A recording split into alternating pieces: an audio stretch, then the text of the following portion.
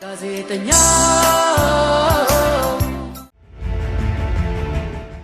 ጎበዙ የእግር ኳስ ተጫዋች የአባቱን ሀብት ጥሎ ተላላኪ ለመሆን ወደ ኢቲቪ የመነነ ጸጋ ቁሙላቸውና ሰለሞን ገብረ እግዚአብሔርን በቲቪ አይቶ በጋዜጠኝነት ፍቅር የተለከፈው የጎላ ሚካኤል ወጣት ህልሙን ለመኖር አያሌ መስዋዕትነትን የከፈለው ራሱን ዝቅ ያደረገው ወረቀት አመላላሽ ኋላ የከበረው ሰለሞን አስመላሽ በትርኢት ሲቀረጽ ምኩራ 123 ብሎ ተናግሮ በድምጹ ዳይሬክተሮችን ያስበረገገው ድምጹ የሚገርም የሚባልለት የወጣቶች ፕሮግራም አድማቂው የአማራ አረጋዊ ዘመን የ120 ፕሮግራም መስራች የባል ፕሮግራሞች ድምቀት የ1980ው ግርግር ሰሞን መግለጫ አንባቢ በርካታ ፊልሞች ደራሲና ፕሮዲውሰር በልጁ ስም የጋዜጠኝነትና ሞዴሊንግ ማሰልጠኛ ከፍቶ በርካቶችን አፍርቷል።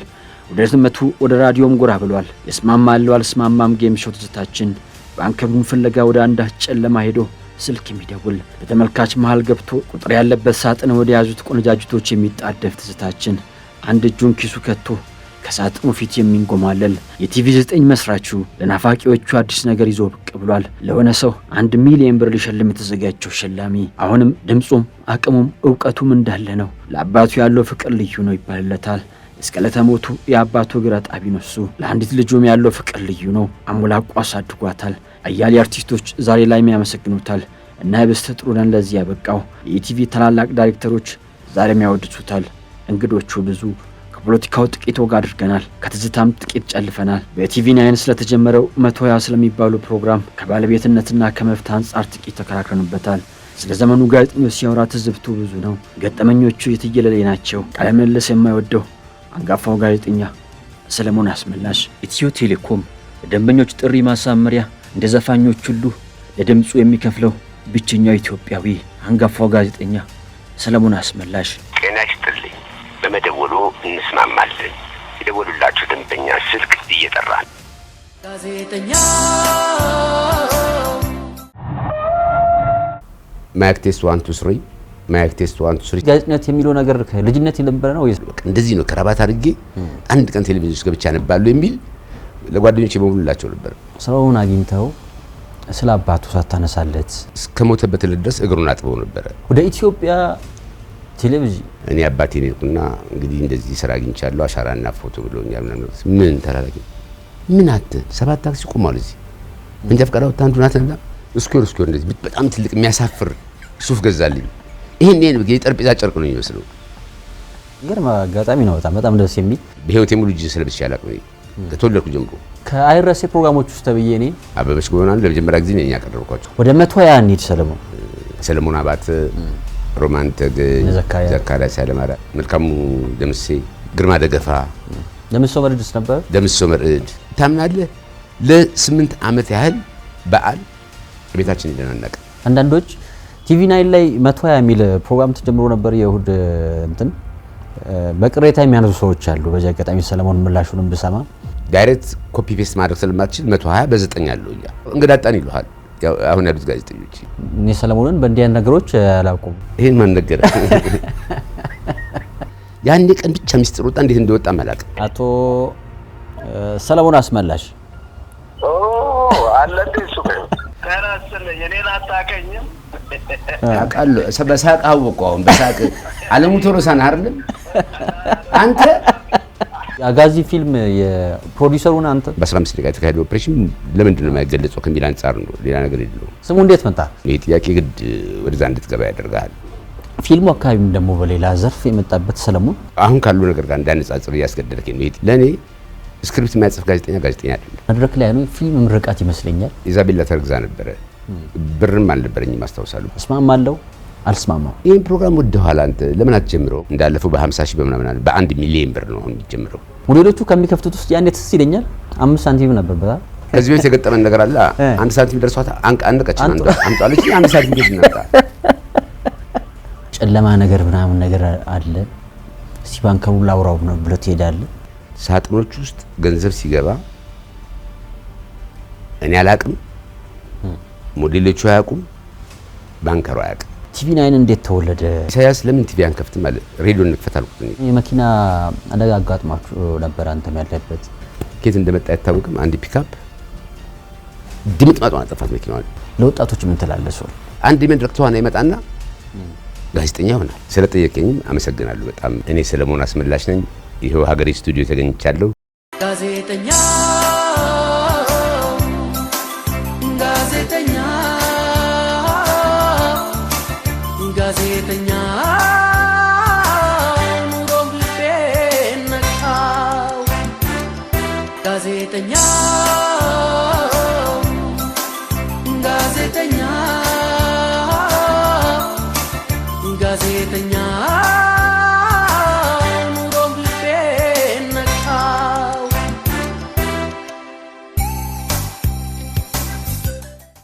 ጤና ይስጥልኝ የጠያቂው ሲጠየቅ ፕሮግራም ተከታታዮች እንደምን ሰንብታችኋል?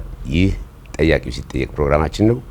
ዛሬ ተጠያቂው ተረኛ እኔ ሰለሞን አስመላሽ ነኝ። ይሄው ሀገሬ ስቱዲዮ ተገኝቻለሁ። እንግዲህ የምትጠየቁን ጥያቄ ለመመለስ ዝግጁ ነኝ። አብራችሁን ቆዩ። ጋዜጠኛ ተመልካቾች እስቲ አንድ ቪዲዮ አይቶ ይመለሳሉ። ሰለሞን ጸረ ሰላም ኃይሎች አጋጣሚ በመጠቀም የነበራቸውን የደርግ ጥላቻ ለመወጣት አንዳንዶችም ባልሰሩት በአቋራጭ ለመክበርና እኔ ከሞትኩ ሰርዶ አይብቀር በሚል አስተሳሰብ በመነሳሳት የልማት ተቋሞችን ማፈራረሳቸው ንብረትንና ምርትን እንዲሁም የቁም እንስሳትን መዘረፋቸውና በንጹሃን አምራቾች ዜጎች ህይወት ላይ ጉዳት ማድረሳቸው ታውቋል።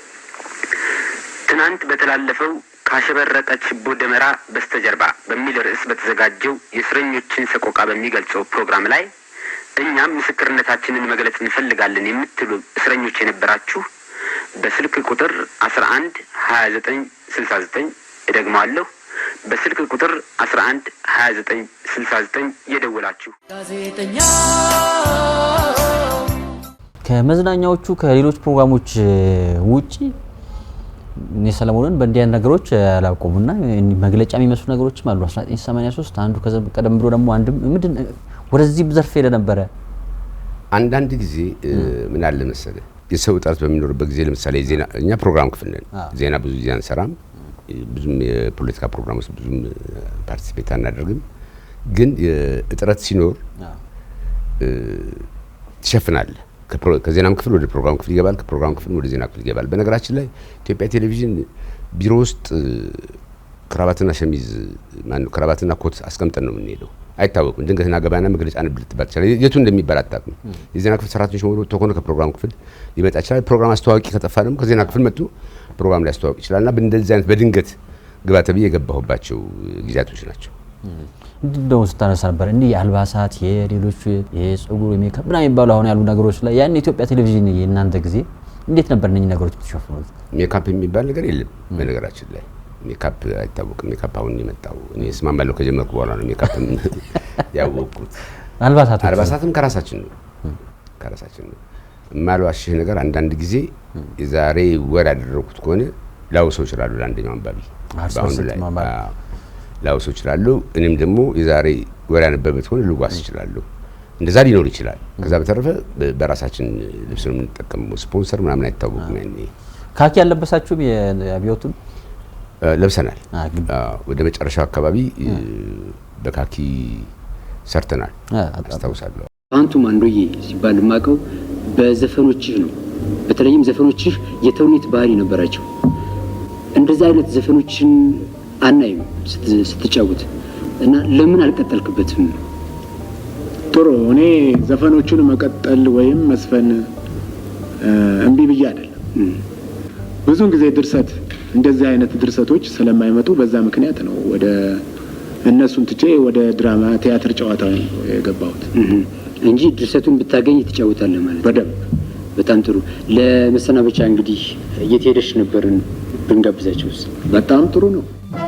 የት ሄደሽ ነበር? እውነቱን አውጪ። ምነው ዘገየሽ? እስቲ ወደ ያኔ ከነበሩ የስራ አጋሮች ውስጥ ወደ አንድ ሰው ደውዬ ትዝታ ትንሽ ብናነሳሰል።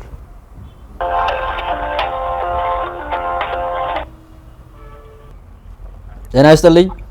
ጤና ይስጥልኝ። እንዴት ኖት? እንደና እግዚአብሔር ይመስገን ደህና ነኝ። ጠፉ እኮ እርስዎ ምንድን ነው? እንግዲህ ስራ ነው። ስራ ወዳና ወዲህ ስለምነስ አዲስ ቲቪ ገቡ ደግሞ መሰለኝ። አዲስ ቲቪ ገቡ መሰለኝ። አሁን እዛ ነኝ ያለ የኢትዮጵያ ቴሌቪዥን የቀድሞ ትዝታዎችን እያነሳን ከአንድ የስራ ባልደረባ ጋር የቀድሞ አቶ ሰለሞን አስመላሽ አለ እንደሱ እንግዲህ እስካሁን በድምጽም አላወቁትም። እስቲ በመሃል ሊያስታውስ ይችላል። ሰለሞን አስመላሽ በጋዜጠኝነቱ የነበረው ተነሳሽነት፣ በስራ ላይ የነበረው እንቅስቃሴ፣ አብሮ የመስራት እድሉ ነበራችሁና ጥቂት የሆነ ነገር ቢነግሩን ደስ ይለኛል። ሰለሞን በጣም ጎበዝ ልጅ ነው። በጣም ታታሪ ነው በስራው ላይ። በጣም ለሚሰራው ስራ በጣም ይፍጨረጨራል። የሄደበት ቦታ ሁሉ የተሳካለት ነገር ነው የሚለው። ግንባር አለው ብቻ ብዙውን ጊዜ ዘንድ ኃላፊዎች ጋር ሲጠቃ ግንባር አለው ነው የምንለው እና በጣም ጎበዝ ነው በስራው ላይ ያለው እንትን በጣም አቀራረቡ ለእኛም የሚያደርገው ነገር ለሰራተኛው እንትን የሚያደርገው አስተዋጽኦ በጣም ጥሩ ነበረ ሰለሞን። እስካሁን እንግዲህ በድምጽ አላወቅም መሰለኝ። እዚህ ጥቂት ያውሩ እስቲ። እሺ እንስልኝ ተራስልኝ እኔን አታውቀኝም? አውቃለሁ። በሳቅ አወቀው። አሁን በሳቅ አለሙ ቶሎሳ ነህ አይደል? አንተ አለ እንዴ? ደህና ነው ይባክ አሌክስ እንዴት ነህ? እንዴት ነህ? ደህና ነው ይባክ ሰው በስመ አብ ስንት ዓመት ይሆነናል እባክህ ተያየን? በጣም ረጅም ጊዜ ሆኖናል እባክህ። 10 ዓመት አይሆንም? ኧረ ከዛ በላይ ነው። የሚገርም ነው። ቤተሰብ ሁሉ ደህና ደህና አንተ እንዴ? አንተንም አስተዋጽኦ አትርሳው። ስቱዲዮ ውስጥ እንዴት አዳዲስ ነገር እየፈጠርክ ትቀርጸን እንደነበረ ዳይሬክት ስታደርገን እሱም ቀላል እኮ አስተዋጽኦ አይደለም አሌክስ። እንዴ ካለባበስ ጀምሮ እንዴት ትቀርጸን እንደነበረ እንዴት ማቅረብ እንዳለብን አቀማመጣችን ምናምናችን እሱ እኮ የሚረሳ ነገር አለ። እያንዳንዱ ጋዜጠኛ ያንተ እጅ አለበት። ይሄን ታውቃለህ? ተከክል አይ ኖ አመሰግናለሁ። እሱ ሊጀመር ነው አሁን ሊጀመር ነው ፕሮግራሙ። ሊጀመር ነው እንደገና በጣም አሌክስ በቃ እንገናኛለን። ቴንኪ በጣም አመሰግናለሁ። ቴንኪ ጋሽ አለሙ። እንግዲህ ኦኬ በርካታ ዶኩመንታሪዎችንም አብራችሁ ሰርታችኋል መሰለኝ። በርካታ ዶኩመንታሪዎችንም አብራችሁ ሰርታችኋል መሰለኝ። አሁን ጅማ ዶክተር ማነው የዩኒቨርሲቲው ማነው የሚሉት ነገር አለ እዛ የዲኑ ኃላፊ እንደገና ደግሞ የአበበች ጎበናን እንትን ብዙ ነገሮች ነው። እኔና ሰለሞን ብዙ ነገሮችን እንትን ብለናል። እንግዲህ አሁን ደግሞ በስማማለሁ አልስማማም ድጋሚ ይመለሳል ብለን ተስፋ እናደርጋለን። ያቋቋም ነው እኮ እኔና እሱ ነው የመጀመሪያ ዳይሬክተር እኮ እኔ ነኝ። የስማማለሁ አልስማማም አሁን ሊጀመር ነው። እርስዎንም እናመሰግናለን። እንግዲህ ለኢትዮጵያ የሚዲያ እድገት የራስዎትን አስተዋጽኦ አድርገውልናልና የኢትዮጵያ ቴሌቪዥን አንጋፋው ዳይሬክተር ጋሽ አለሙ ቶሎሳ እናመሰግናለን በጣም። ለሰሌክስ በጣም በርካታ አለሙ በጣም አለሙ አቅሙ ደግሞ ይገርማል። አቅምና ችሎታው በጣም ነው የሚገርም። እንዴት እንደሚቀርጸን ጋዜጠኞችን በነገር ላይ ዳይሬክተር ሲባል አለሙ እንዲሆንለት የማይሯሯጥ ጋዜጠኛ አልነበረም፣ ሁላ እኔን ጨምሮ ማለት ነው። በጣም ትልቅ አስተዋጽኦ ነበራቸው። በዚህ አጋጣሚ ጡረታ ወጥተው መሆንም በሙያቸው እያገለገሉ ነው። በጣም ደስ የሚል ነው። 120 ፕሮግራም ተከታታዮች የዛሬው እንግዳችሁ ሀመልማል አባተ ነኝ። እየተማርኩ ነኝ ያለሁት። ምንድን ነው የምታጠናው? ቢዝነስ አድሚኒስትሬሽን ነው ማለት። በዚህ በ120 እንግዳ ይዘንላችሁ እንቀርባለን።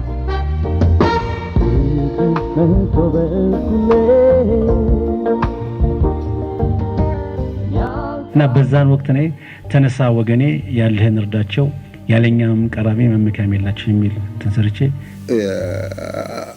አልዩ አምባ መቼ ነው ነቀምቴ መቼ ነው ስሙ አይጠፋ። ወጋየሁን በጣም ያከብሩታል፣ በጣም ይጠጉታል። ለምን ይመስልሃል? ስለሚጠጋቸው።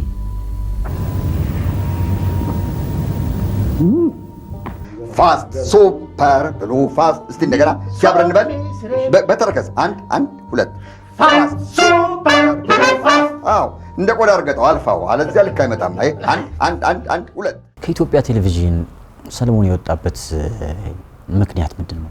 ከኢትዮጵያ ቴሌቪዥን መልቀቅ አልፈልግም ነበር። በጣም ነበር የምወደው ቤቱንም እዛ የነበረውን ማህበረሰብ በጣም ነበር የምወደው። ለኔም ጥሩ ፍቅር ነበራቸው። ስራውንም በጣም ወደው ነበርና አንድ ቀን የሬዲዮ ፋና ገቢ ስላነሰው ሬዲዮ ፋናን በገቢ የሚደጉም አንድ የማስታወቂያ ድርጅት መቋቋም አለበት ይባልና እኔን ሴሌክት ያደርጉኛል። ከኢትዮጵያ ቴሌቪዥን ኃላፊው ከዋና ኃላፊው ጋር ተስማምቶ ሴሌክት ያደርጉኛል። እኔ ሙያን አለቅ ላግዝ እችላለሁ፣ ለዚህ ሁኔታዎችን አመቻቹልኝ ሲባል ግማሽ ቀን ቴሌቪዥን ጣቢያ እንድገባ፣ ግማሽ ቀን የሚከፈተው ማስታወቂያ ድርጅት በስራ አስኪያጅነት እንድመራ፣ ለዛውም ደሞዜን ከማስታወቂያ ድርጅቱ እንድወስድ። ምክንያቱም እዚህ የሚከፈለኝ ደሞዝ 700 የማይሞላም 700 ብር የማይሞላም እጄ ላይ ተቆራጡ 500 ምናምን ቢደርስ ነው። እዚህ ግን 1200 ነው። በዛ ላይ መኪና ይሰጡሃል፣ ነዳጅ አለ፣ ቢሮ ከነ ጸሐፊው ይሰጣል፣ የምታዘው አንተ ነህ ምናምን ነገርና ለገንዘብ አልጓጓም ነው ስለምናገር። ጋዜጠኝነትን ከመተው 1200 አይደለም 20 ሺህ ቢከፍሉኝ እለቃለሁ ያላሰብ ግን አትለቅም ከዚህ ስለተባልኩኝ ሙያውን ስለምወደው ጀመርኩኝ። ልክ በዚህ መልኩ ግማሽ ቀን እዚህ መስራት ግማሽ ቀን መስራት ጀመርኩኝና በኋላ ላይ በጊዜው የነበሩት ስራ አስኪያጅ ትንሽ ኮምፕሌን እየመጣ ነው። ሰለሞን መጥቶ የሌላ ድርጅት ሰራተኛ ነው ግን መጥቶ ፕሮግራም እሱ ነው የሚያስተዋውቁ ምናምን የሚል አይነት ነገር እየመጣ ነውና ወደ አንዱ ብትጠቃለል ይሻላል ምናምን ነገር ሲባል ወደ ቴሌቪዥን አልኩ። ከዛ በኋላ እዛ ላይ ያሉት ሰዎች ተነጋግረው በፍጹም እዚህኛው ደግሞ ኢሚዲየትሊ እንደተቋቋመ ገቢው ለሬዲዮ ፋና ገቢ በጣም ብዙ ብር እየመጣ ነውና ያልተጠበቀ ብር ነው የመጣው። በዛን ጊዜ ማስታወቂያ ብዙም አይታወቅም። በአራት ወር 800 ሺህ ብር ገባና እንዴ ይሄማ በምንም በቃ መሄድ የለበትም ከዚህ ተባለ። ያ እንግዲህ በማናጅመንት ያኛው ኃይል አሸንፎ እዛ ቀረውኝ።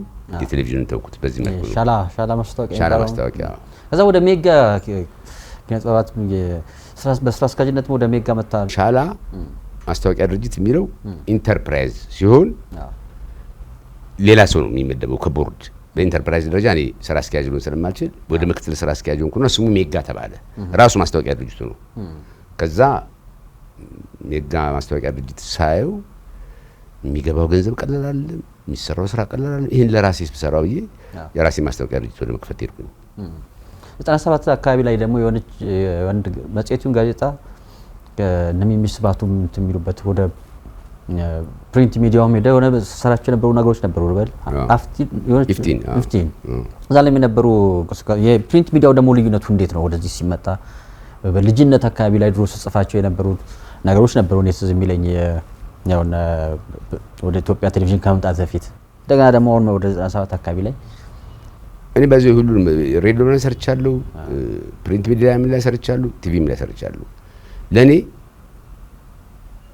አሁን ካሉ ነገር ጋር እንዳነጻጽር እያስገደደከኝ ነው። ይሄ ጥያቄ ግድ ወደዛ እንድትገባ ያደርጋል። ለኔ ስክሪፕት የሚያጽፍ ጋዜጠኛ አይደለም። አሁን የማያቸው ነገሮች በሙሉ ሰው አስቀምጠህ ኢንተርቪው ማድረግ፣ ገብተህ ስቱዲዮ ውስጥ ቁጭ ብለህ መንገድ ላይ ስመጣ ታክሲ ላይ እንዲገጠመኝ እያልክ የሆነ ነገር ማውራት፣ ይሄ እናቶች የሚያደርጉታል። ቡና ላይ ቁጭ ብለው ሊያወሩት የሚችሉት ነገር ነው። የአንድ ጋዜጠኛ መለኪያ ዋናው ስክሪፕት የመጻፍ አቅሙና ኢንተርቪው ሲያደግ ሪሰርች ሰርቶ መጥቶ በዛ ደረጃ ቃለ መጠይቅ ስለሚያደርግለት ሰው ወይም ስለ ስራው በሚገባ አጥንቶ መጥቶ ከዛ ላይ ጥያቄዎችን ማውጣት የሚችል ጋዜጠኛ ይሄ ነው ለኔ ጋዜጠኛ የሚለውና የፕሬስ ስራ ቀላል አይደለም። የሬዲዮ ስራ በድምጽ ተሸፍኗል። ባክግራውንድ ሙዚቃ ታደርግለታለህ፣ መሸጋገሪያ ሙዚቃ ታደርግለታለህ። የቴሌቪዥን ስራ በስዕል ተሸፍኗል። ስትፈልግ ስክሪፕት ሲያጥርብህ ሙዚቃ ታደርግና ትንሽ ምስሉን ታስገዳለህ ሰዓት እንዲሞላል። የጋዜጣ ስራ ግን ካልጻፍክ በምን ልትሞላው? የግድ ነው መጻፍ መቻል። ኢንፋክት የፎቶግራፍ ድጋፍ ያስፈልገዋል ከተቻለ። ግን ስክሪፕት አንድም ገጽቱን ሁለትም ገጽቱን የመጻፍ አቅም የሌለው ጋዜጠኛ አይደለም እና ፈታኝ ስራ የፕሬስ ስራ ነው ብዬ ነው የማምነው። በጣም አሪፍ። ወደ ፊልሙ አካባቢም ደግሞ በሌላ ዘርፍ የመጣበት ሰለሞን የጋዜው ቅድም አስተናል። አሁን የራስ ደግሞ ሌላ ኢዛ የሚባል የጋዜጠኝነትና የሞዴሊንግ ማሰልጠኛ በርካታ አሁንም በተለያዩ ሚዲያዎች ውስጥ ያሉ ጋዜጠኞች የፈሩበት ይህ ሀሳብ ደግሞ እንዴት መጣ? እሱ ሀሳብ የመጣልኝ እዚህ ሀገር የፕራይቬት የሚዲያ ማሰልጠኛ ማዕከል አልነበረም። ያን አዲስ አበባ ዩኒቨርሲቲ ጀመር ነበር መሰለኝ። ነጥብ ከሌለው ጋዜጠኛ መሆን የሚፈልግ ሰው አይችልም። አትሊስት በሰርቲፊኬት ደረጃ ማሰልጠን ብንችል ብለን ማስ ሚዲያ ማሰልጠኛ የሚባል ነበር አዲስ አበባ ዩኒቨርሲቲ ነበር። ከዛ መምህራኖችን ሰብስበን በፓርታይም እንዲያስተምሩ አድርገን ለልጆች እድል ከፈተንላቸው። የጋዜጠኝነትና የማስታወቂያ ሞዴል የማስታወቂያ ሞዴል የሚለው ነገር በዛን ጊዜ ማስታወቂያ እኛ ሀገር ውስጥ ፊልም ሸፍነህ ከስር ማንበብ ነበር። አለበዛ አክተር መሆን አለብህ፣ ተዋናይ መሆን አለብህ ወጥተህ እንትን ለማለት። ግን ለማስታወቂያ ሞዴል ራሱን የቻለ ሙያ ነው። ውጭ ሀገር ይሄን ግሪክ ሀገር ነው ያየሁት እና ራሱን የቻለ ሙያ ስለሆነ ለምንድን ነው እንደዚህ ልጆች የማናፈራው? ሞዴሎች ሁልጊዜ ፋሽን ሾው ማሳየት ብቻ ነው ወይ? የፕሮሞሽን ስራው ስለምን አይገቡም? የሚዲያ ስራው ስለምን አይገቡም? ከሚል እውቀት ያላትን ልጅ ከውጭ የተማረች ልጅ አምጥተን እሷን አድርገን በጣም ብዙ ልጆች ነው ያስተማርነው። እስከ 8 ዙር ነው ምናምን አስመርቀናል በሁለቱም ነገር እና ኤፍኤም ላይ አሁን ብዙዎቹ ልጆች ኤፍኤም ላይ እንደውም አሁን አብዛኞቹ ታዋቂ ሆነዋል። እኛ ጋር የሰለጠኑ ናቸው። ፍቃዱን አውጥተን ህጋዊ እውቅና አግኝተን ማሰልጠን ጀመር። ኢዛ የማስታወቂያና ኢዛ የጋዜጠኝነትና የማስታወቂያ ሞዴል ማሰልጠኛ ማዕከል ነበር የሚባለው። ስሙ እንዴት መጣ? ኢዛ ማለት አንድ ልጅ ነች ያለችኝ። ስሟ ኢዛቤላ ሰለሞን ነው የምትባለው። ከሷ ስም ነው የተወሰደው። ፎቶዎች ላይም በጣም ቅርበታችሁ በጣም የተለየ ነውና እንደውም አንዳንዶችም የውስጥ አዋቂዎች ስለ ኢዛቤላማ የተወሰነ ነገር እንዲያወራ ጠይቀው ብለውኛልና ጥቂት ስለ ልጅ ብናገኝ ደስ ይለኛል። ኢዛቤላ ለኔ በጣም የተለየ ፍቅር ነው ያላት። በጣም እጅግ በጣም የተለየ ፍቅር ነው ያላት። አይታኝ የምትጠግባደር ካጠገቧም እንድለይ የምትፈልግ አይደለችም። አባትና እናቷ የኔ አባትና እናት ናቸው። ከዛ በተጨማሪ ደግሞ እህቶቼ በጣም ነው የሚሳሱላት። ወንድሞቼ በሙሉ እዚህ ያሉ እዚህ የሚኖሩ ምዕራፍ ቅድስት የሚባሉ እህቶች አሉኝ። ኢሳያስ ፍጹም የሚባሉ ወንድሞች አሉኝ። እነሱ ስስታቸው ነች። የመጀመሪያ ልጅ ስለነበረች አባባና ማማ ደግሞ በቃ በተለየ አይን ነው የሚያዩት። እኛን ሁሉ ትተውናል። በቃ ልጆቻቸው መሆናችን ትተውን እሷ ላይ ነው የሚያደሉትና ቀብጣን ያደገች እውነት ለመናገር የተወሰነውን ሊሴ ተማረች። ፈረንሳይኛ ይዛለች ብለን ካሰብን በኋላ ደግሞ እዚህ እንትን እንግሊዝ ስኩል አስገባናት። እዛ ተምራ አሁን አሜሪካን ሀገር ነው ያለችው። አሜሪካን ሀገር ደግሞ እድለኛ ነች እሷ። ወንድሜ ጋር ነው የምትኖረው። ወንድሜ በጣም በቃ ከልጆቹ ላይ ነጥሎ አያትም። የወንድሜ ባለቤት አለች ህይወት የምትባል ህይወት ታናሽ እህቷ ነች። በቃ ማለት ከሁላችንም የበለጠ የምትሳሳላት ልጅ እህትም አለችኝ። አጋጣሚ እዛ አይዳ አስመላሽ የምትባል አይዳም ያው የናባባና የነማማ አደራ ስለሆነ በቃ ተንከባክቦ ነው የሚይዟት። ሁሉም እዛ ያሉት በሙሉ እዚህም ተንከባክቦ ነበር የሚይዟት፣ እዛም ተንከባክቦ። የእሷ እድል በጣም ነው የሚገርመኝ። የመጀመሪያ ልጅ በመሆኗ ነው። ከዛ በኋላ ተፈጠሩ ወደ 6 አካባቢ ምናምን 8 የልጅ ልጆች ተፈጠሩ። እሷ ግን መጀመሪያዋ ስለሆነች በልዩ እንትን ትታይ ነበረ። ከኔ ጋር ፍቅሯ በጣም ጥሩ ነው። ከኔ ጋር ብቻ አይደለም ከፋሚሊው ጋር በሙሉ ፍቅሯ። አሁን በአባቴና በእናቴ ሀዘን ጊዜ በጣም ከተጎዱት ሰዎች አንዷ እሷ ነች። ሩቅም ሀገር ስላለች ማለት ነው። ወደዚህ ሙያ ወደ አባቷ ምናምን ጠጋላለች የሚሆን ጀምራ ነበር። ውጭ ከሜዳው በፊት ማርኬቲንግ ነበር የምታጠናው። እንትን አላት ምልክቶች አይባታለሁ። በጣም ቀልደኛ ነች፣ በጣም ተረበኛ ነች ምናምን ነገር። እዛ አሁን የምትኖርበት ከተማ ውስጥ ያለው የኢትዮጵያ ማህበረሰብ ኢዛቤላ በጣም ኮሚክ ነች ነው የሚለኝ። ሁሉም ሲነግረኝ ታስቃቸዋለች፣ ታዝናናቸዋለች። እንደዚህ አይነት ነገር አለባት። ያው ቅርብ ነው፣ ብዙ ሩቅ አይደለም። አንድ ፎቶ እያየሁ ነው ሰው መድረክ ላይ ነው፣ ፊልም ምርቃት ይመስለኛል። አንዳንዶች እንዴ ሰለሞን በፊልም ድርሰቱን በምናምን እንደ ነገር አለበት እንዴ ብዬ ስገረም ድረስ መረጃ ሰጥተውኛልና በርካታ ተዋናዮችን ያፈራ ፊልሞችን ጽፏል የሚል ነገር ሰማሁኝ። በድርሰቱም አለበት። ይሄ ታሪክ ምንድነው መሰለ፣ ልክ ከሜጋ እንደለቀኩኝ ኢዛቤላ ተርግዛ ነበረ። ብርም አልነበረኝም አስታውሳለሁ። ምንም ገንዘብ አልነበረኝም። የመውለድ ፕሮግራም አለ፣ የሆስፒታል ምናምን ነገር አለና እንደወጣሁኝ እድሜ ልክን ሳመሰግነው የሚኖር ሰው ቢኖር አቶ ታደለ ይድነቃቸው ነው። ይድነቃቸው ተሰማ ልጅ በጣም እንቀራረብ ነበረ። በጣም ጥሩ ሰው ነው። አርቆ ነው የሚያስበው፣ አርቆ ነው የሚያይ ሁሉን ነገር። አይ ከወጣህ መቀመጥ የለብህም ብሎ አንድ ካሜራ ገዛልኝ። ያቺ ካሜራ ነች ማስታወቂያ ድርጅት እንድትከፍት ያደረገች። ከዛ በኋላ የሚከራይ ቤት ፈልጌ ራስ መኮንን ጋር አንድ ቪላ የምትመስል ጭቃ ቤት ተከራይቼ 3 ክፍል አላት። እዛ ውስጥ ገባሁኝ። የ3 ወር ኪራይ ከፍዬ አቤሰሎም ይደጎ ደግሞ ቢሮ መከራየትን ሲሰማ መጣና ፍርኒሽ ታደረጉ። ለፓርኪንግ ቦታውን አመቻች ምን አለ ምናምን ነገር። በምንድን ነው የምነሳው ምን ብዬ ያሰብኩ ያሉ አንድ ማቀው ሰው አንድ ዶክመንታሪ ፊልም አሰብ አይደለም አፋር ሄደህ የሚሰራ ሶጃ የሚባል የመንገድ ስራ የፈረንሳይ ካምፓኒ ነበረ። ከነሱ ጋር አገናኘኝና በጣም ብዙ ነው ያኔ 70 ሺህ ብር ከፈሉኝ የዶክመንታሪ። ከዛ በኋላ በ35 ሺህ ብር መኪና ገዛውና 35 ሺህ ብር አስቀምጬ ፊልም መስራት አለብኝ ብዬ ድርሰት ጻፍኩኝ። የፍቅር ሽሚያ የሚል መሰረት መብራቴ በጣም የተወነችበት ያኔ ፌመስ ነበረ። ሲኒማ ቤት ምናምን አይታወቅም። በቪኤችኤስ ነው ሲማ ነው የገዛኝ 80 ሺህ ብር ነው ምናምን የገዛኝ ያኔ እና አዋጣኝ 80 ሺህ ብር ብዙ ነው። እኔ እንዳልኩ 35 ሺህ ምናምን ነው ያወጣሁበት። የአርቲስቶችም ክፍያ በጣም ትንሽ ነው ምናምን ነገር ይሄ ፊልም ለካ በጣም ያዋጣል አልኩና ሌላ ሁለተኛ ድርሰት ሁለቱ የሚል ድርሰት ጻፍኩና እሱም እንደዛው ወደ 100 ምናምን ሺህ ብር አካባቢ ሸጥኩት። ከዛ በኋላ የሌሎች ሰዎች ደግሞ 3 ፊልም ፕሮዲዩስ አደረኩኝና ፊልም ውስጥም ገብቼ ነበር ማለት ይቻላል።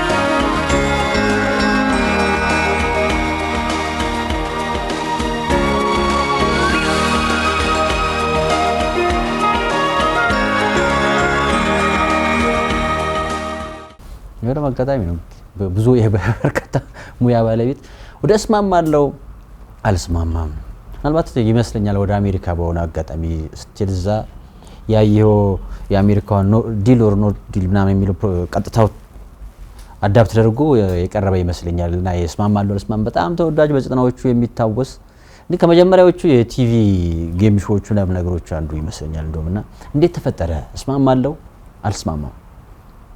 እስማማለሁ አልስማማም እንዴት መሰለኝ ወደው በየአመቱ እዚህ ክረምት ሲሆን አሜሪካ ሄድ ነበር ወንድሜ ጋር እና አንድ ክረምቱ እስኪያልፍ ድረስ እዛ ቆያለሁ ብዙ ጊዜ እና ወንድሜ ሱቅ አለው ሱቅ ውስጥ ቴሌቪዥን አለ እንትን በስታጣ ከቤት ከሱ ጋር ጧት ወጣና እሱ ሱቅ ቁጭ ብዬ እሱ ነው ያለውና ወደድኩት ፕሮግራም መጀመሪያ አልገባኝም ዳዊት ይሄ ነገር እንዴት ነው ምናምን ነገር ብዬ ጠየቅኩት ይልቆይ እንዲ ነው ለሰደ አልገባልኝ መጨረሻ ላይ ደጋግሜ ያየሁት እሱም ሲነግረኝ ገባኝና አንተ በጣም አሪፍ ፕሮግራም ነው እሱ ሆነብኝ እቤትም ስገባ ማየት ጀመርኩኝ ማለት ነው ሱቅ ብቻ አይደለም እቤትም ስገባ አሉ ሱቅ ምን ይሄን ፕሮግራም ወደኋላ አንተ ለምን አትጀምረውም አለኝ የት አልኩት ኢትዮጵያ አሬ በጣም ከባዱ ሴቲንጉ ላይቱ ካሜራ ብዛቱ የባንከሩ መቀመጫ የዚህ እንትን የሞዴሎቹ አስተዋውቂ የሞዴሎቹ አለባበስ ደረጃው ምናምን ዳዊት ያታሰማል እንዴ በእኛ ሀገር ደረጃ መጀመር ይችላል ፑሽ አረገኝ ኧረ እባክህ ዳዊት ግድ የለህም ማለት ሞራል ያዘኝ እሱ ነው በቃ ዳዊት አስመላሽ አስጀምረው ማለት ይችላል ከዛ በኋላ አንዳንድ ጓደኞችን አማከርኳቸው ዘማ አሜሪካ ያሉትን እዚህ ያሉትን አማከርኳቸው ጓይ ሄዳሉ ጀምር ይችላል አሉ መጣሁኝ በተወሰነ ደረጃ አስጀምረው ፕሮግራሙ እንዳልኩ ሌላውም ሰው መጀመሪያ ላይ እንዳልገባኝ አልገባውም እየቆየ ሲሄድ ግን ገባው በጣም ፖፑላር ፕሮግራም ሆነ ኢትዮጵያ ቴሌቪዥን ምስጋና አቀርቦ ነው በኢትዮጵያ ቴሌቪዥን ነበር የሚተላለፍ በስፖንሰር መጀመሪያ ደረጃውን ይዞ ነበር በመዝናኛ ቻናል ላይ ማለት ነው እና በጣም ፖፑላር ሆነ ፕሮግራሙ ከዛ በኋላ የራሴን ቲቪ ወደ ማቋቋም ሲሄድ አንድ ፕሮግራሚ እሱን ታሳቢ አድርጌ ቲቪ ማቋቋም ጀመርኩኝ ቲቪውን እያስኬድኩኝ ያለውኝ ከዛ በኋላ እንደገና ህመም መጣ በዛ ምክንያት አሜሪካ ሄድኩኝ ህክምናው በጣም ረጅም ጊዜ ፈጀ አሁን ተመልሼ መጣሁኝ በራሴ ቴሌቪዥን ልጀምረው እያሰብኩ ነው ሲጀምረው ግን እንዳለፈው በ50 ሺህ በምናምን በ1 ሚሊዮን ብር ነው አሁን የሚጀምረው በ1 ሚሊዮን ብር ከመጀመሪያዎቹ ተሳታፊዎች ውስጥ ሆናሉ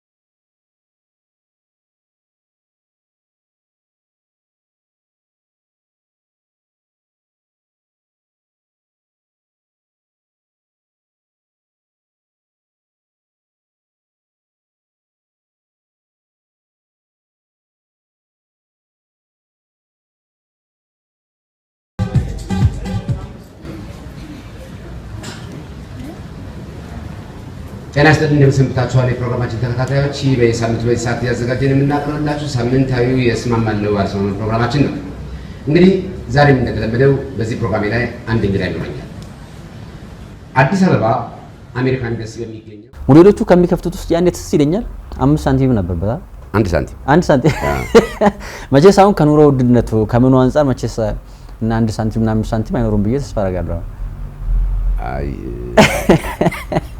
ይኖራሉ ግን ምን መሰለ ቶስ ኤክስትሪም ሲሆን ሁለቱም በጣም እንትን ላይ ጌሙንም ያሳምረዋል እዚህ 1 ሚሊዮን ብር እዚህ 1 ሳንቲም ሁለቱ ሲቀሩ እስኪያስብ መጨረሻ ላይ 1 ሚሊዮን 1 ሳንቲም ሲቀር የሚኖረው ሰስፔንስ ያሳምረዋል ፕሮግራሙና 1 ሳንቲም ባይኖር 1 ብር ይኖራል።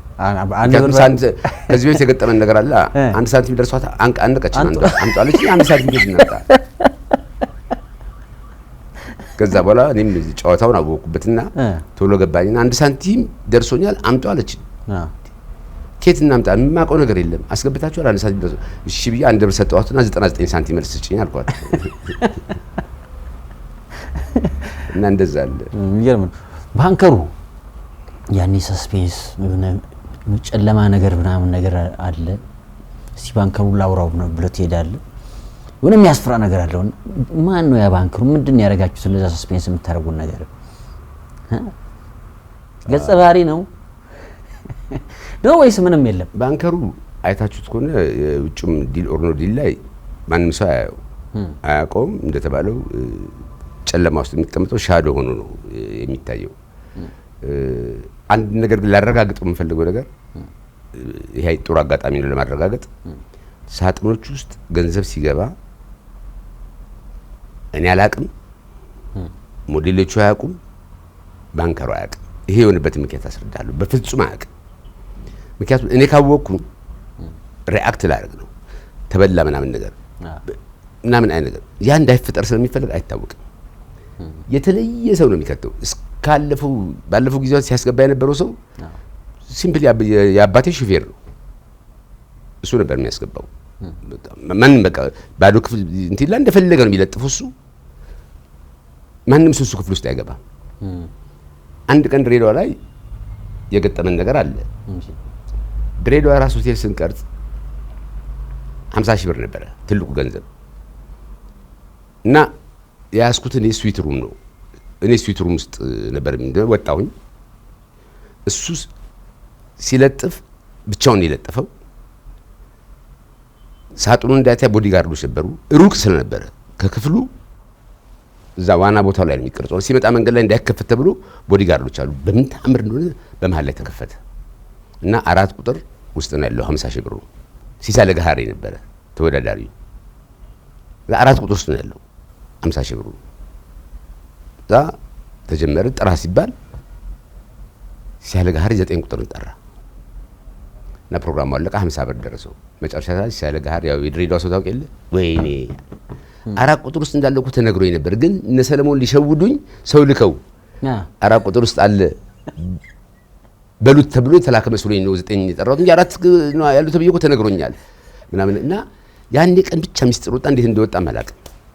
እስካሁን ድረስ አልደረስንበትም። መንገድ ላይ ተከፍቶ ይሁን እንግዲህ እንትኖች አሉ፣ ጠባቂዎች አሉ ሳጥኑ እዛ እስኪመጣ ድረስ። ኤኒዌይ አሁን የምትወስደው ትምህርት አለ። 1 ሚሊዮን ብር ስለሆነ በጣም ትልቅ ጥበቃ፣ በጣም ትልቅ ጥንቃቄ ይጠይቃል። ሁሉ ነገር አሬንጅ እያደረግን ነው ያለነው። ምን አዲስ ነገሮችን እንጠብቅ? ማች ጊዜው አዲስ ነገሮቹ ሰው በየቤቱ መሳተፍ ይችላል። አዎ ያገኛል ሽልማት። በየቤቱ ያለው ሰው እስከ 25000 ብር ድረስ ሊያገኝ ይችላል። ተጨማሪ ነገር የምናስገባው ነገር ማለት ነው። በቴክስት 25000 ብር ድረስ ሊያገኝ ይችላል። በጣም አሪፍ አጋጣሚ ነው። ከመጀመሪያዎቹ ጌም ሾው ነው ትዝታችንም ስለሆነ አብረን ያደግነው ስለሆነ ደግሞ በአዲስ መልክ መምጣቱ በጣም ደስ የሚል ነው። በዛው ወደ በቲቪ9 ይመስለኛል ያው እንትሩም ሾው የሚቀጥለው። ቲቪ9 እንዴት ተወለደ? አላማውስ ምንድነው የሚለው ማወቅ የሚፈልጉ ሰዎች ሰለሞን ይላቸዋል። ቲቪ9 አንተ ማታስብም እንዳትሉኝ ብቻ እስማማለሁ አልስማማም። ዳዊት አስበላሽ ነው ያሰበው ስላችሁ፣ ቲቪ9 ደግሞ ኢሳያስ አስበላሽ ነው ያሰበው፣ የዳዊት ታናሽ። እሱም እንደ እሱና አይዳ አስመላሽ ትንሽ ለየት የሚሉት ደፋሮች ናቸው።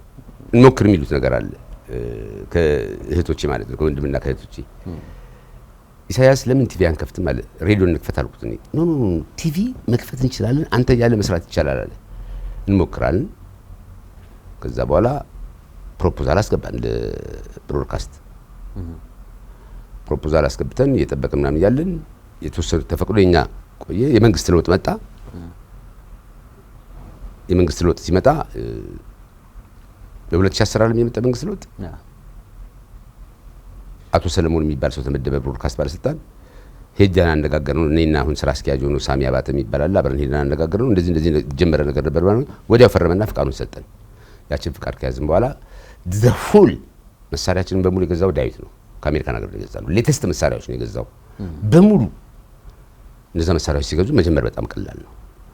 ከዛ በኋላ ማስታወቂያ ወጣን፣ ጋዜጠኞችን አሰለጠንን፣ ጀመርን።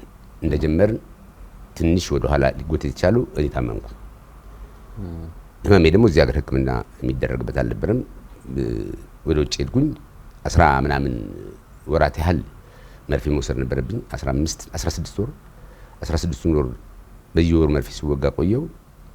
ከዛ 3 ወር ቆይቼ ደግሞ የመጨረሻውን ሕክምና ያለ ሰርጀሪ እዚህ ሀገር ከፍተሃል ምናምን ነገር ብዙ ነገር ነበረ። ውስብስብ ነገር ነው። እኔም ወደ ቦታው 100% አስተማማኝ ወደ ቦታ ተመልሶ መጣ። ያ ጊዜ ፈጀ ሕክምናውና ስመጣ ቲቪው ቆየ። በኢሳያስና በሳሚ ጥረት ቆየ። አሁን እኔ ከመጣው በኋላ ግን እንደ አዳዲስ ፕሮግራሞችን ምናምን መጀመር፣ አዳዲስ ልጆችን ማስገባት፣ እስማማለሁም መጀመር ብዙ እቅዶች አሉን። ተወዳዳሪ ቴሌቪዥን ጣቢያ ሆኖ እንደሚወጣ እርግጠኛ ነኝ። አላማው ምንድነው? አሁን የተለየ ከሌሎች ጣቢያዎች የተለየ ነገር ቲቪ9 ላይ የምንጠብቀው በዛውም ስያሜውን ቲቪ9 የምትለው ነገር ራሱ ነው ነገር ማውሪያ ቢሰጥባት ደስ ይለኛልና ይሄን አዲስ ነገር ይዘን እንመጣለን። አላማችን ይሄን ማሳካት ነው የምትሉት ነገር ቲቪ9 መጀመሪያ ከስያሜ ልምጣል። ብዙ ሰዎች በብዙ ነገር ይተረጉሙታል አውቃለሁ። እኛ ቲቪ9ን ሲጀመር ስራ ከመጀመራችን በፊት በጣም እቃው ከገባ በኋላ እንዴት ነው ፕሮግራሞች የምናደርገው? በጣም 24 ሰዓት ማታ 5 ሰዓት ድረስ ያመሸን ቢሮ ውስጥ አንዳንዴ መኖሪያ ቤታችን እየተሰበሰብን ብዙ ነገር ነው የሰራነውና በቃ አመጣንልን ነው። በ9 ወር አመጣንልን ማለት ነው። ልጃችን ነው ከሚል 9 ቲቪ9 ያለው።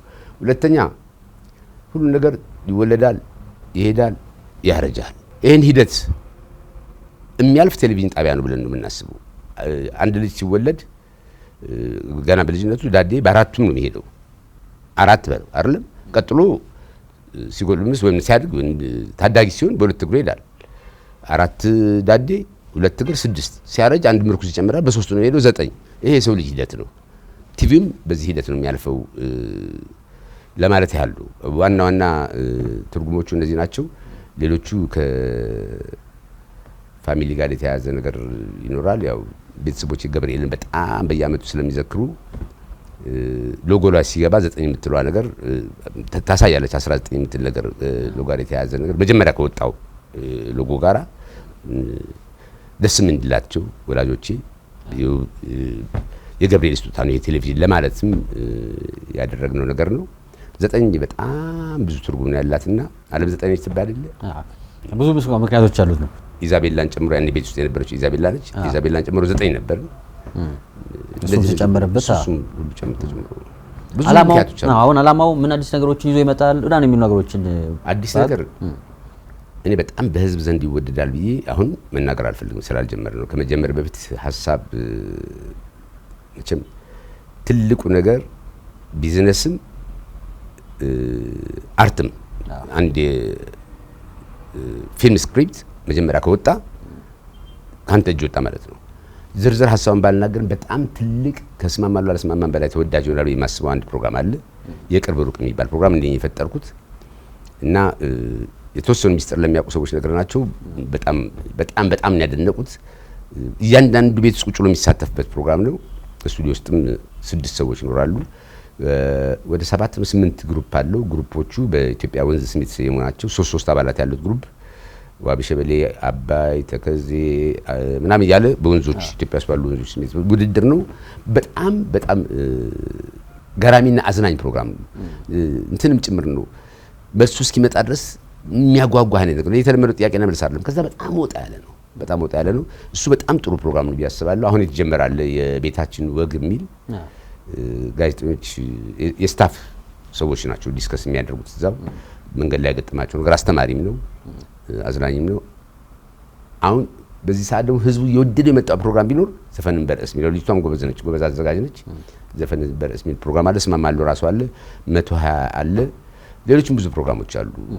በቅርቡ እናስተዋውቃቸዋለን። ፕሮግራሞችን በቢልቦርድም በምንም እናስተዋውቃቸዋለን።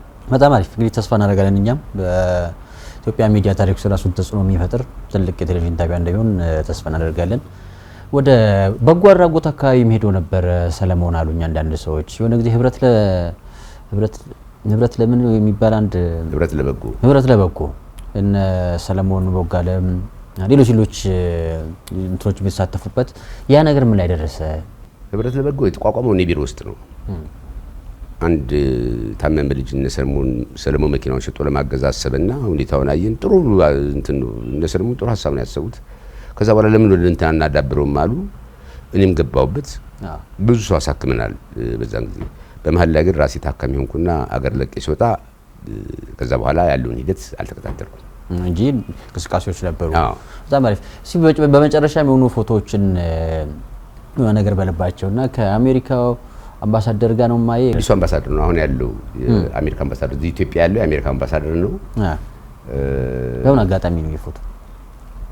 ዩኤስኤድ ያዘጋጀው አንድ ፕሮግራም ነበርና የፕሬስ አታቺው ስለኔ ነግረዋል አምባሳደሩ። ይሄ በጣም ረጅም ዓመት የሰራ ጋዜጠኛ ነው፣ እዚህ ሀገር ውስጥ በጣም የታወቀ ጋዜጠኛ ነው ምናምን ነገር ይለዋል። ማአት ጋዜጠኞች ነበሩ። ከዛ መሀል ፕሬስ አታቺው ነጭ ነው እሱ።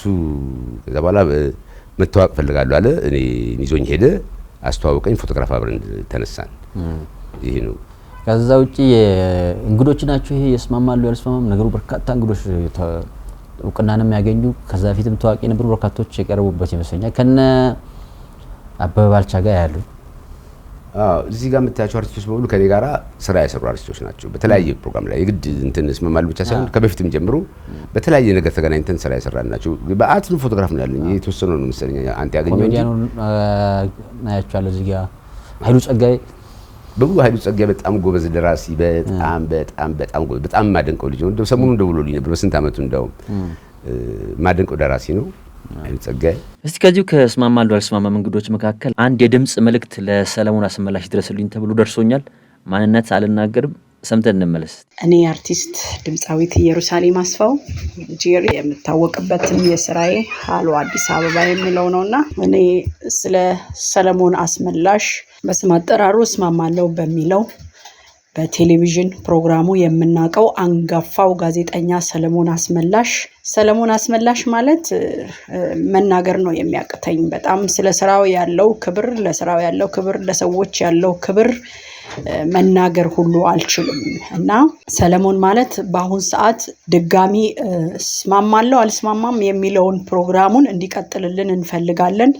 በጣም ላይክ የተረሱትንም አርቲስቶች በመፈለግ በመርዳት አይዟችሁ ከጎኔ ነው በማለት ያለ ትልቅ ጋዜጠኛ ነውና በጣም እንፈልገዋለን። ህዝቡም ይፈልገዋል። በጣም ካየሁበት ነገር ደግሞ በጣም የሰው መውደድ ያለው የሰው ፍቅር ያለው ሰውን የሚያከብር ታላቅ አንጋፋ ጋዜጠኛ ሰለሞን አስመላሽን እጅግ አርጌ ነው የምወደው፣ እጅግ አርጌ ነው የማከብረው። 3ኛ ሲዲኤም የማነህ የሚለውን ሲመረቅ እሱ ነው ሁሉን ነገር አዘጋጅቶ በሆሊዴይ ሆቴል ጋዜጣዊ መግለጫ እንድሰጥ እሱ ዮኒ ቬጋዝ እጅግ አርጌ ሰለሞን ማናጀሩንም እሱ ጋር የሚሰራውን ቲሙን በሙሉ እግዚአብሔር ይስጥልኝ፣ እግዚአብሔር ያክብርልኝ ነው የምንለው። ሰለሞን እንወድሃለን፣ እናከብርሃለን። ተመልሰ እስማማለሁ አልስማማም የሚለውን ፕሮግራምህን በድጋሚ እንዲጀምር በትትና እጠይቃለሁኝ። እስማማለሁ አልስማማም የሚለውን ፕሮግራሙን ማየት ይቻላል። ምን ያህል የጠፉት አርቲስቶችን ምን ያህል የት ናቸው ብሎ አፈላልጎ ቴሌቪዥን ላይ በማምጣት አንደኝነትን የያዘ አንጋፋ ጋዜጠኛ ነው ሰለሞን አስመላሽ። እኔም ስላደረክልኝ ነገር በጣም እጅግ አርጌ አመሰግናለሁ። ስለ እውነት የእውነቴን ነው። እኛ እንወድሃለን፣ እናከብርሃለን። ለስራውና ለሰዎች ያለው ሪስፔክት እና ክብር ያ ነው እኔን እንደወደውም እንዳከብረውም። ፕሮግራሙም ላይ እንግዳም ነበርኩኝ እስማማለሁ አልስማማም ላይና በጣም ሰለሞንዬ እንወድሃለን፣ ህዝቡ ይፈልግሃል። ጋዜጠኛ ቦጋለ አመሰግናለሁ። እግዚአብሔር ይስጥልኝ። ጋዜጠኛ ከጋሽ ግርማ ወልደ ጊዮርጊስ ጋር ሽልማት ነው እዚህ ጋር የሆነ ድረት ላይ ነው ሽልማት ነው። አቢሲኒያ ሽልማት ድርጅት የሚባል በአገሪቱ ውስጥ መልካም ስራ የሰሩ ጥሩ ስራ ሰርቶ ያለፉ የደከሙ ሰዎችን የሚሸልም ፕሮግራም አለው። ከሁሉም ሙያ ከሐኪሞችም ነው፣ ከባለስልጣንም ይሸልማል፣ ከአርቲስቶችም ከጋዜጠኞችም ይሸልማልና ያ የዘመን አገልግሎት በሚል በፕሬዝዳንቱ እጅ ሽልማት ተቀበል ነው። ወኢትዮጵያ ቴሌቪዥን አካባቢ ላይ ሶል የሆነ ጊዜ በዚህ ቴዎድሮስ አደባባይ አካባቢ የመኪና አደጋ አጋጥሟችሁ ነበር አንተም ያለበት? ይሄን ማን ነገረ? ምን የተፈጠረው? አሁን እዚህ ላይ ግለሰቦችን ስም መጠራት አልፈልግም። አንድ ጋዜጠኛ ነበር ጓደኛችን ነውና ወይን ይወዳል። ወይን ጠጣልና አንዳንዴ እንዲያውም አቋርጦ ሁሉ ረጅም ፕሮግራም ረጅም ዘፈን ይጋብዝና ሮጦ ጊዮርጊስ ማዘጋጃ አልነበረም ሁለት ወይን ጠጥቶ ተመልሶ ይመጣል። ተመልካቾቻችን ምናምን ይላል ተመልሶ መጥቶና እንደዛ አይነት ከወይን ጋር በቃ ተጣብቆ ነበር ማለት በጣም የሚጠጣም ሰካራም ምናምን አይደለም፣ ግን ወይን በቃ ይወዳልና አንድ ቀን እኔ የአዲስ አበባ ወጣቶች ነው ምናምን መኪና ይዣለሁ። ወጣቶች ፕሮግራም አብረን የምንሰራው ስራ ነበር። የአዲስ አበባ ወጣቶች መኪና እየነዳው ነው ሰጥተው ለስራው ለአንድ ፕሮጀክት እና አጠገቤ ነፍሱን ይማረው የቴሌቪዥን በኋላ የቴሌቪዥን ስራ አስኪያጅ የሆነ ያኔ ክፍል ኃላፊ ነበር አለ። ሌሎች ሁለት ሰዎች አሉ። ይሄ ወይን የሚወደው በዚህ በኩል አለ። ስራችንን ጨርሰን ከኢትዮጵያ ቴሌቪዥን የግድ መድረስ የነበረባት ወረቀት ማስታወቂያ ሚኒስቴር ለማድረስ ወደ ማስታወቂያ ሚኒስቴር ልንገባ ስንል ከየት እንደመጣ አይታወቅም። አንድ ፒካፕ ድምጥ ማጧን አጠፋት መኪናዋን። እኔ ምንም አልሆንኩም። ሳይ አጠገቤ የለም እዚህ የክፍል ኃላፊው ሁለቱ አሉ። ይሄኛው ወይን የሚወደው ልጅ ይጮሃል፣ ወይኔ ወይኔ ይላል። ይሄኛው ግን የለም። እንዴት እንደወረደም አላውቅም። መኪናዋ በሩ እኮ አጠገቤ ደርሰዋል ግጭቱ። ከዛ በዚህ በኩል አልከፈታለ። እዛ ታጋዮች ነበሩ። ያኔ ኢህአዴግ ነበር የሚያስተዳድረው። እንደገባ አካባቢ ነው ኢህአዴግ። ልክ እንደገባ ሰሞን ከፍተው አወጡኝ። ሲያዩኝ እኔ ነኝ። ሲያዩ ሁላችንም ካላንዱ በስተቀር አንዱ አየር መንገድ የሚሰራው ሶስታችንም ቲቪ ላይ ምን ተታወቀን። ተናደዱ ምናምን ነገር አቀባበሉ። ቆይ አልኳቸው። የገጩ ልጆች ሁለት ናቸው። ደብል ካቢኔት ፒካፕ ነው የያዙት። ሰለሞን ምናምን አሉኝ። ያው በቲቪ ስለሚያውቁ በቃ እንደው ይሄ እኮ እግዚአብሔር ነገር ነው ምናምን ነገር አሉኝ። እዛ በቃ መኪናውን ገፍታችሁ አስገቡት ወደ ማስታወቂያ ሚኒስቴር አልኳቸውና ታጋዮችን በእነሱ መኪና ልጁ በጣም እናቴን እያለ የጮህ ስለነበረ ራስ ደስታ ይዘን ሄድ። አንድ ሰዓት እኮ ሲባል ከፍተን እናየዋለን። ይሄ እንዳለ ጠቁሯል፣ ጥቁር ሆኗልና ይሄ ልጅ ተጎድቷል ብለን እዛ ጥቁር አንበሳ ማን ነው ራስ ደስታ ሲባል ኤክስሬ ሲባል ምን ሲባል ብቻ ከሌሊቱ 8 ሰዓት ሆነ። ግን ደህና ነው፣ ከላይ ብቻ ነው የተቀጠቀጠው። እንደዛም ሰጥተውት አንቲፔን ሰጥተውት ሁሉ እናቴን ይላል። መጨረሻ ላይ ልጆቹ እዛ እሱን ስናሳክም ተግባብተናል። የገጩ ልጆችና ወደውናል። በሉ መልሱን ምናምን 4 ኪሎ እኔ ቤት ተሰብስበልን እናድር ማለት ነው። መልሱ ምናምን ነገር ስናት ልጆቹ ባካችሁ አንዳንድ እንበል ምናምን አሉ። እንጠጣ። ተናደደ ይሄ ክፍል ኃላፊው። እንዴት እንደዚህ አይነት ጥያቄ ትጠይቃላችሁ? አንደኛ እሱ እየጮህ ነው እናቴ እያለ ነው ታመዋል። ሁለተኛ ሌሊት 8 ሰዓት ሆኗል። ክፍት ቤት የማያገኝ ምናምን ነገር ወደ ቤት አድርሱ ምናምን ነገር ኧረ በእናታችሁ የሆነ ቦታ አሁን የት ቤት ክፍት ቤት አለ ምናምን ይላቸዋል። አልፈለግን ሁላችን። ያ ወይን የሚወደው ልጅ አልማስቲቶ ቤት ክፍት ነው ወይን አለ ሲል በሳቅ ቦታ ይሄ ብዙ ቦታ የሚወራ ወሬ ነው። እና የታመመ እያላችሁ ወይን ለማግኘት ፈልጉ አልማስቲቶ ቤት ክፍት ነው እዛ እንዲል ምናምን ነገር አለ። እሱ ነው እንግዲህ እቺን ሰምተን ነው እንግዲህ አይ ለወጣቶች ወደ ጋዜጠኝነት ሙያ ለመምጣት ለሚፈልጉ ሰለሞን ከህይወት ተሞክሮ የሚያስተላልፈው መልእክት አሁን ላይ እንግዲህ ብዙ ነካካው ነገር አለ። አንተ በትዝብት ማውል ላይ ያሉ ጋዜጠኞች ብዙ አቋራጭ መንገዶችን ለመሄድ የሚያስቡ ሰዎች ማህበራዊ ሚዲያውም አለ። ለወጣቶች ምን ትላለህ? እኔ እንግዲህ እንደነገርኳቸው አሁን ቲቪ9 ባለቤት ከሆንኩ በኋላ ማአት ጋዜጠኞች ላይ ጋሉ የሚሰሩ የማያቸው ነገሮች በጣም ብዙ አእምሮ ላይ መስራት እንዳለብን ነው የሚታየኝ። በጣም ብዙ መስራት አለብን። ጋዜጠኝነት ከሌላው የሚለየው ነገር ለመኖር ገንዘብ እንደሚያስፈልግ ቢታመንም ከኢንካም ጋር የተያያዘ ነገር አይደለም። በፍጹም ሊሆን አይችልም። መጀመሪያ የስራው ፍላጎት ሊኖር ይገባል። ኢንፋክት ተሰጥቶም በጣም ወሳኝ ነው። ማስትሬት ይዞ 12 ክፍል ከጨረሰው እኩል ላይሆን ይችላል። በጋዜጠኝነት የተፈጥሮ ጉዳይ ዶሚኔት ያደርጋል። ምንም የሚያወያይ ነገር አይደለም። ግን ዞሮ ፍላጎት ላይ ማተኮር መቻል አለበት። ገደብ የለውም። የማወቅ ገደብ የለውም። የጊዜ ገደብ የለውም። የቦታ ገደብ የለውም። ጋዜጠኝነት እኔ እኮ የፈለግከውን ነገር እኮ ዜና ማድረግ ትችላለህ። የፈለግከውን እዚህ ወጥተህ አንድ የምታየውን ነገር ዝም ብሎ ኖርማል ነው የሚመስልን ነገር ጎበዝ ጋዜጠኛ ዜና ያደርገዋል። ምንም ጥያቄ የለውም። የፎቅ መስተዋት አንጸባርቆበት አይኑ ላይ አደጋ ደረሰበት አንድ ሰው ትልቅ ዜና ያወጣዋል። ለምንድን ነው የአዲስ አበባ ፎቆች የማያንጸባርቅ መስታወት የማያደርጉት ህዝብ የሚጎዳ የሚያደርጉት ምናምን እያልክ ታሰፋዋለህ። ገብቶሃል?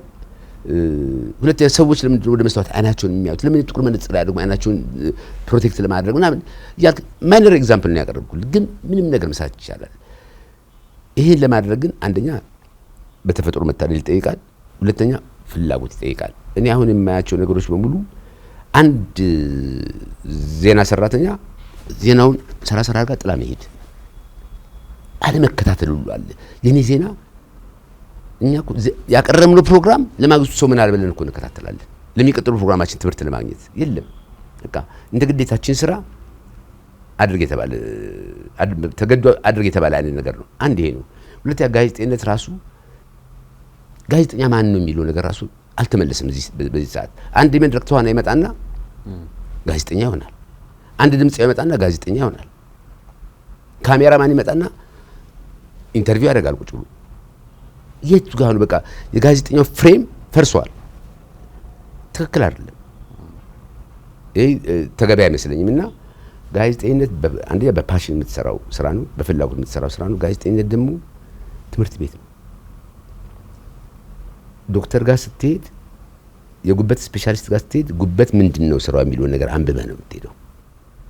ከዛ በኋላ ጉበት እንዴት ሊጎዳ ይችላል፣ ጉበት ሲጎዳ ምን መደረግ አለበት፣ ከዛ ተነስተው ሰውየውን ስለ ጉበት ስፔሻሊስት ልጠይቀው የምትችለው። ሌላው ሀገር እኮ የህግ ፕሮግራም የሚያቀርበው የጆርናሊዝምን የለውም ዲግሪ ያለው ሁለቱም ይዞ ነው እንትን የሚለው። ለዛ እንኳን ባንታደል በማንበብ ሪሰርች በማድረግ ምን እንደምንጠይቅ ልናቅ እንችላለን የሚል ነገር ነው። አሁን ምንም በቃ ይመጣና ቁጭና እንደተለመደው ነው። በቃ የት ነው የተወለድከው፣ ምን ገጠመህ፣ የምታስተላልፈው መልእክት አለ። እነዚህ አራቱ የማይቀሩ ነገሮች ናቸው። እነዚህ አራቱን አሁን ቁጭ ብለው የልጆች ጨዋታ እንጫወት፣ እኔ ጋዜጠኛ ሆኜ አንተ ተጠያቂ ሆነን እንጫወት የሚሉ የ10 ዓመት የ9 ዓመት ልጆች እነዚህን ጥያቄዎች ጠይቋቸዋል። አሁን በሙሉ ጋዜጠኛ ይሄን ስለሚጠይቅ ይሄ አይደለም ጋዜጠኝነት ማለት እና ለሙያው ክብር መስጠት ያስፈልጋል፣ ማንበብ ያስፈልጋል፣ በየጊዜው ራስን አፕዴት ማድረግ ያስፈልጋል። ከቴክኖሎጂውም ጋራ ከወቅታዊ ጽሁፎችም ጋራ ራስን አፕዴት ማድረግ ያስፈልጋል የሚል እምነት ነው ያለኝ።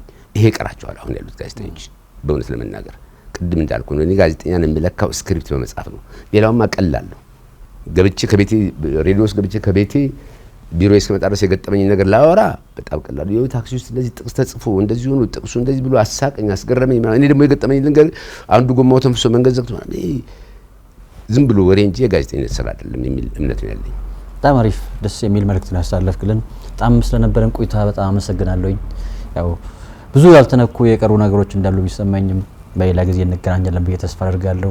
በህይወት አጋጣሚ በጋዜጠኝነቱም ማመስገን የምትፈልጋቸው አካሎች ካሉ እድሉን ሰጥና ፕሮግራሙን ተዘጋጀኛለህ። ሶል እኔ በመጀመሪያ ደረጃ ሁሉ ጊዜ ከአእምሮ የማለየውን የማምንበት በእውነት ነው የምልህ ለቅዱስ ገብርኤል በጣም ቤተሰቦች የሚዘክሩት ነገር ልዩ ትኩረት ስላለኝ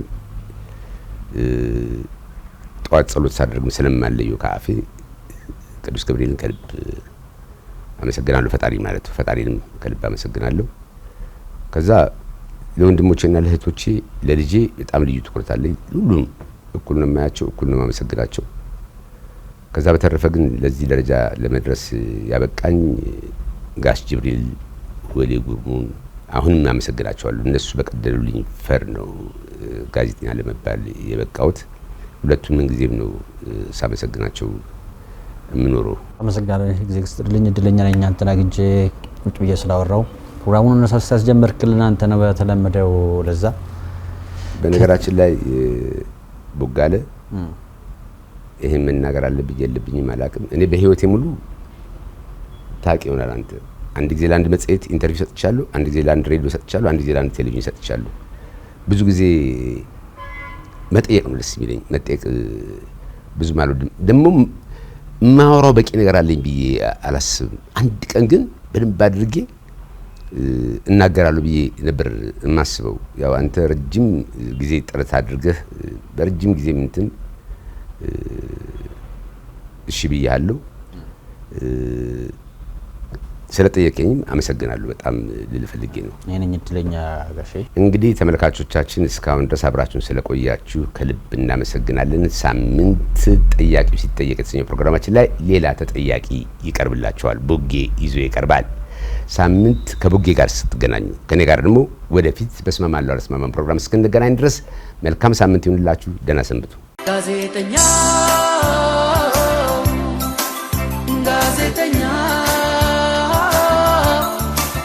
ጋዜጠኛ ኑሮም ልቤን ነካው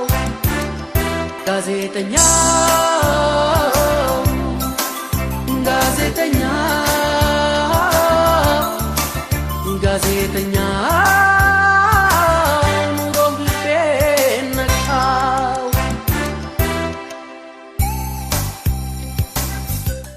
ጋዜጠኛ